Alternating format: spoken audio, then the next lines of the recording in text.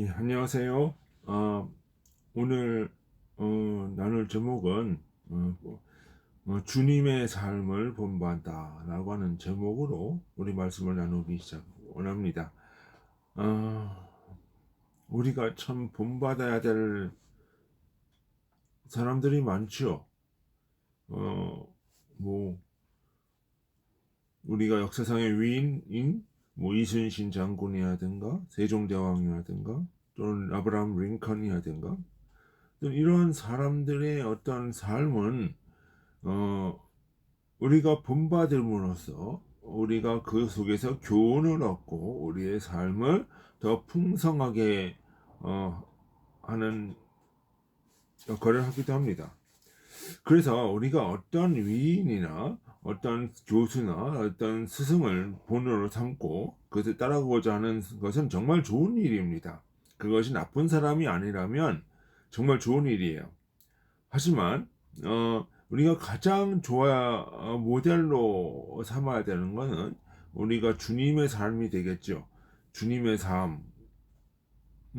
그 주님의 삶은 왜 그러냐? 왜 그렇게 우리가 본받아야 되느냐라고 하는 것을 봤을 때는 그 안에 하나님의 형상이 있기 때문입니다. 그 하나님의 형상이 이 주님이라고 하는 이 육신의 질그릇에 담겨서 세상에 드러났기 때문에 우리는 그것을 본받아야 되는 것입니다. 그 삶을 본받아야 되는 것입니다. 그렇다고 우리가 주님과 똑같이 살으라는 얘기가 아닙니다.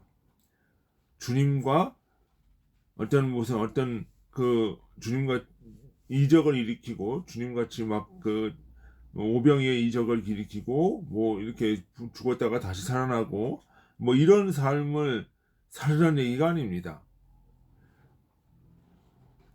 주님이 드러내고자 하는 것은 그러한 사람들 속에서 내면에 나타난 하나님의 형상, 즉 삶이라고 하는 것입니다. 성경은 모든 인간이 주님의 형상대로 지음받았다라고 말합니다. 창세기 1장 27절의 말씀입니다.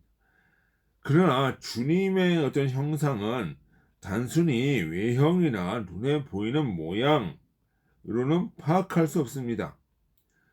주님은 영적인 존재이므로 인간이 보는 방식과 달리 형상과 모양을 초월하여 세상을 바라본다.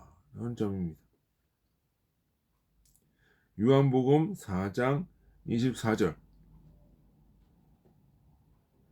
하나님은 영이시니 예배하는 자가 영과 진리로 예배할지라. 이는 주님을 경배하려면 어떤 외형적인 형상이나 어떤 물질적 모양에 의존하지 않고 그 위에 그 너머에 있는 주님의 형상, 영의 형상을 바라봐야 된다라고 하는 것이죠. 그러니까 우리가 다른 어떤 사물보다도 주님의 어떤 형상을 보는 것이 가장 중요하다. 그러니까 현대 사회는 인간 중심주의, 쾌락과 물질을 강조하는 사상으로 가득합니다. 어떤 감각 위주의 포스트 모더니즘, 뭐 PC주의, 정치적 올바름, 또는 성평등, 또는 어떤 그 이른바 민주주의라고 하는 이 프레이로 말미암아 주님이 중심이 아닌 내가 중심이 된 그 삶을 살아가는 것입니다. 그것은 반드시 쾌락과 무질서로 이어질 수 있습니다. 그 우리 어떤 현대 사조와 철학뿐만 아니더라도 우리가 살아가면서 나를 중심으로 생각하는 경우가 참 많이 있죠. 부모가 자식을 대할 때도 그렇고 내가 내 이웃과 살아갈 때도 그렇고 우리가 회사에서 일을 할 때도 그렇고 모든 삶의 구조 속에서 자기 자신이라고 하는 그 틀을 벗어나지 못한 채 살아가는 경우가 많이 있습니다.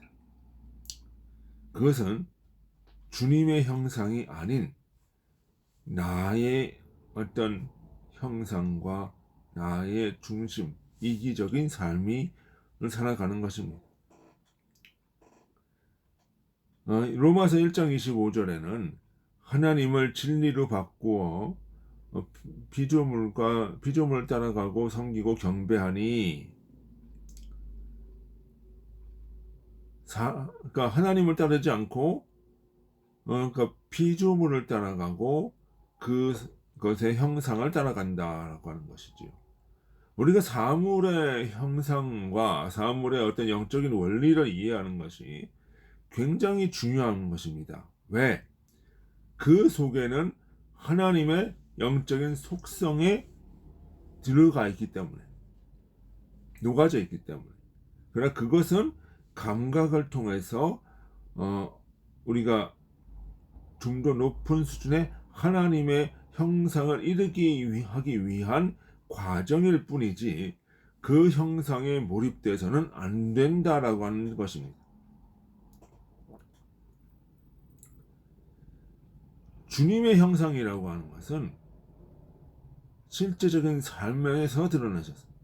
주님은 어떤 이데올로기나 또는 어떤 책을 가지고 강론하셨던 것이 아니고, 물론 그것은 중요합니다. 그냥 그 자신의 삶을 통해서 드러나셨던 것입니다. 그 자신이 삶을 통해서 주님을 만나고 계셨기 때문에, 무화과 나무를 통해서도 드러나셨고, 포도나무, 어떤 그 과수원의 비유, 그 다음에 어떤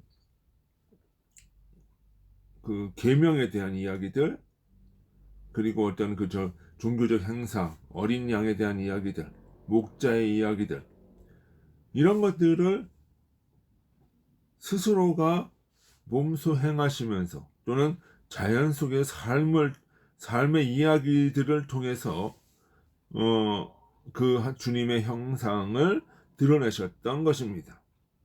그래서 나를 본 자는 주님을 보았다, 하나님을 보았다, 내가 곧 길이요 진리요 생명이다 라고 하는 그 논리가 주님 안에 있었던 것입니다.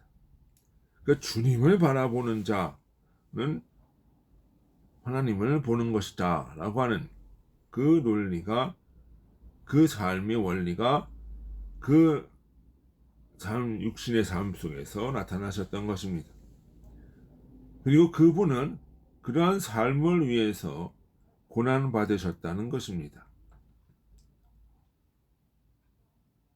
40일 동안 광야에서 시험 받으셨고, 또 유대인들로부터 배척도 받으셨고, 십자가에 달려 죽기까지 하셨습니다. 그 모든 삶의 과정들 속에서 주님은 자기 육신을 주님의 형상을 담아내기 위한 그릇으로 쓰셨던 것입니다.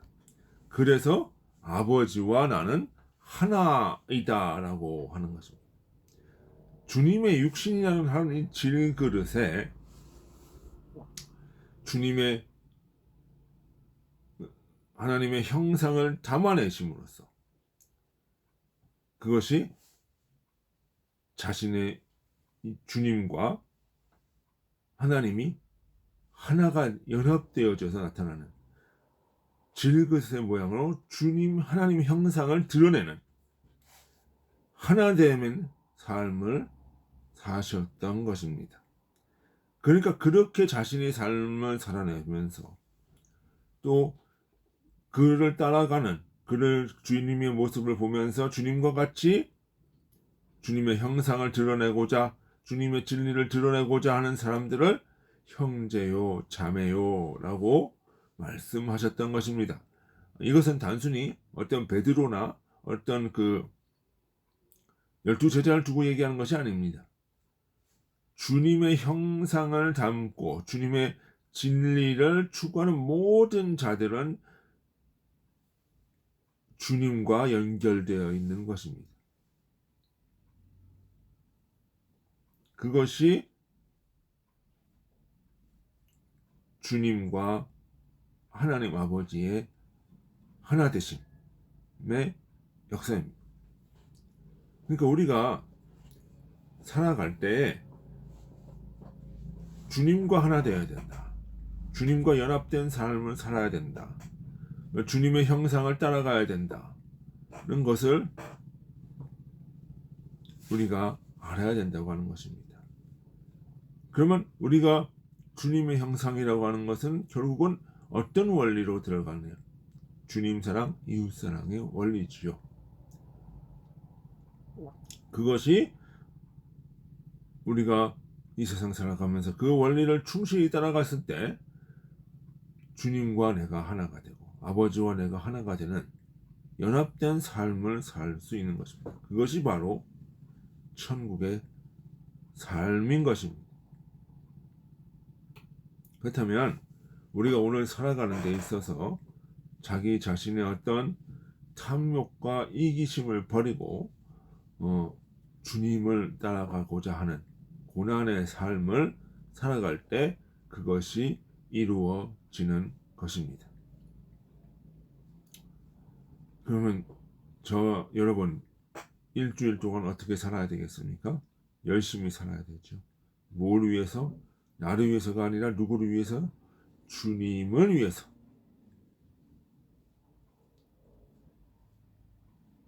그 삶을 살아가야 되는 것입니다. 주님을 위해서 주님이 내 안에서 무엇을 원하고 계신지, 내 안에서 주님과 내가 하나가 되고 거듭남의 삶을 살아나가야 그것이 참된 형상을 이루는 천국의 삶이 되는 것입니다. 오늘은 여기까지 하도록 하겠습니다. 수고하셨습니다. 안녕히 계십시오.